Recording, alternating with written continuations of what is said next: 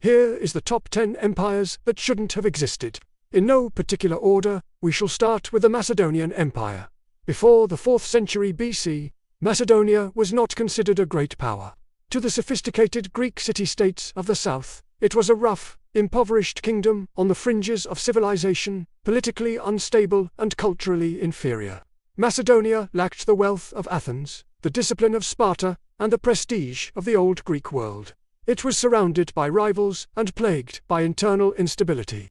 Nothing about it suggested imperial destiny. That changed under Philip II of Macedon, who transformed Macedonia into a professional military state. He reorganized the army, introduced new formations, and forged unity through ruthless reform. His son, Alexander the Great, inherited that machine and aimed it east. In just over a decade, Alexander destroyed the Persian Empire and carved out a realm stretching from Greece to India.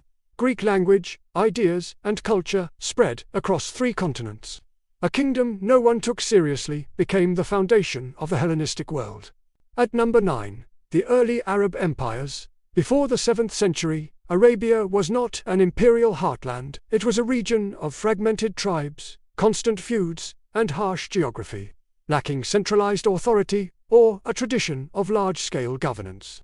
The surrounding world was dominated by ancient superpowers, the Byzantine Empire and the Sassanid Persian Empire. Compared to them, the Arab tribes possessed no bureaucracy, no standing armies, and no experience ruling vast territories. Yet within a single generation, that balance collapsed. The rise of Islam unified the tribes under a shared religious and political identity, turning internal rivalries into outward momentum. At the same time, Byzantium and Persia were exhausted after decades of brutal war against each other. Arab armies moved quickly, adapted effortlessly, and fought with ideological unity their enemies lacked. Cities fell, provinces defected, and resistance crumbled. Within a century, Arab rule stretched from Spain to Central Asia. Languages, religions, and cultures across the Middle East and North Africa were permanently transformed. An empire rose from the desert, and the world was never the same. Coming in at number 8, the Timurid Empire. Central Asia after the Mongols was a land of ruin. Cities lay shattered, populations displaced, and political authority fractured. From this chaos emerged Timur, known in the West as Tamerlane. Timur did not inherit a state. He had no clear legitimacy, no stable institutions, and no long-term administrative structure. His power rested almost entirely on conquest and fear. By every historical measure, such a system should have collapsed immediately. Instead, through relentless campaigning and ruthless efficiency, Timur carved out an empire stretching across Persia, Central Asia, and parts of India and the Middle East. His armies exploited division, struck with speed, and ruled through terror. The empire collapsed shortly after his death, but not before reshaping Central Asia and influencing successor states like the Mughal Empire. It was an empire built almost entirely on momentum, and sustained only as long as the man who created it lived. In at number 7, the Mongol Empire. Few empires defy logic as completely as the Mongols. They had no cities, no agriculture-based economy, and no centralized bureaucracy. They lived as nomads on the Eurasian steppe, divided into rival clans. By every traditional measure of state-building, they should have been incapable of empire. Then came Genghis Khan. Through discipline, merit-based leadership, intelligence gathering, and unmatched mobility, the Mongols united and expanded outward with terrifying effectiveness. They adapted tactics from conquered peoples and coordinated campaigns across thousands of miles. The result was the largest contiguous empire in history, reshaping trade, diplomacy, and warfare across Eurasia. An empire built by people who owned no land, yet ruled most of it. At number 6, we have the Spanish Empire. Spain entered the age of empire late and disadvantaged. It was newly unified, economically fragile, and surrounded by stronger European rivals. Its population was limited. Its industry was underdeveloped. On paper, it should have remained a regional power at best. Instead, timing and circumstance intervened. Spanish expeditions encountered fragmented societies in the Americas, wielded gunpowder weapons, and unknowingly carried diseases that devastated indigenous populations. Conquests unfolded faster than Spain could realistically govern. Within decades, Spain controlled vast territories across the Americas and beyond. funneling silver into global trade networks that connected Europe, Africa, and Asia. The Spanish Empire reshaped colonization, commerce, and cultural exchange, often violently, and helped create the first truly global economy. It was an empire that expanded faster than it could sustain itself. Number 5 is the Ottoman Empire. The Ottomans began as a minor frontier principality on the edge of the collapsing Byzantine world. They lacked noble lineage, imperial prestige, and early territorial depth. Surrounded by rivals, they should have been absorbed or destroyed quickly. Instead, they adapted. Through military innovation, pragmatic governance, and strategic geography, the Ottomans expanded steadily. They absorbed diverse populations, tolerated religious difference, and built institutions capable of lasting centuries. At their height, they ruled parts of Europe, the Middle East, and North Africa, outliving many of their rivals by generations. An empire born on the margins became one of history's most enduring powers.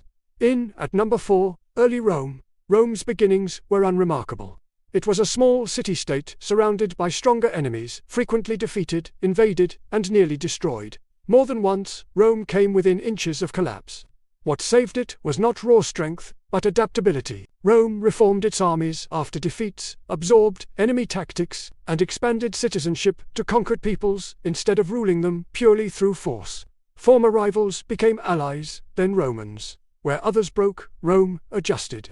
Over centuries, this relentless flexibility transformed a vulnerable city into a Mediterranean superpower.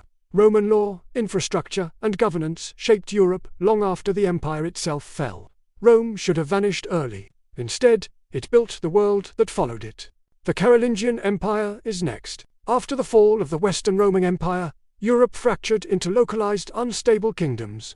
Central authority vanished, literacy declined, and long-distance trade collapsed. There was no obvious path back to empire. Yet, through military leadership and religious legitimacy, Charlemagne unified vast territories across modern France, Germany, and Italy. His rule briefly restored order to a broken continent.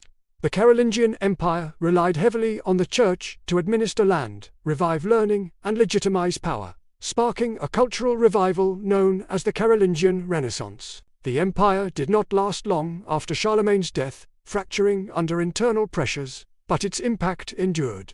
Medieval European borders, kingship, and political identity trace directly back to this unlikely moment of unity. Our penultimate entry is the British Empire. Nothing about Britain suggested global domination. It was a small island with limited resources, a modest population, and constant threats from stronger continental powers. For much of its history, Britain struggled simply to defend itself. Yet this weakness became its strength. Britain invested heavily in naval power, turning the sea into both shield and highway. Financial innovation allowed it to fund wars and expansion at unprecedented scale. Institutions adapted quickly, revising failed strategies rather than enforcing them blindly. At its height, the British Empire spanned every continent, ruled a quarter of the world's population, and reshaped global trade, language, and governance. An island nation with limited resources built the largest empire in history. Last on our list today is the Hellenistic world. When Alexander the Great died in 323 BC, his empire collapsed almost immediately. There was no clear successor, no stable administration, and no unifying authority. His generals fought brutal wars, dividing his conquests into rival kingdoms. By all logic, Alexander's achievements should have vanished with him. But something extraordinary happened. Even as political unity collapsed, Greek culture endured. Cities became centers of learning, science, and philosophy. Greek language spread across the Eastern Mediterranean and Near East, blending with local traditions. This Hellenistic world shaped mathematics, astronomy, medicine, and governance. When Rome later expanded eastward, it did not erase this culture, it absorbed it. Alexander's empire died young, but the world it created lived on for centuries.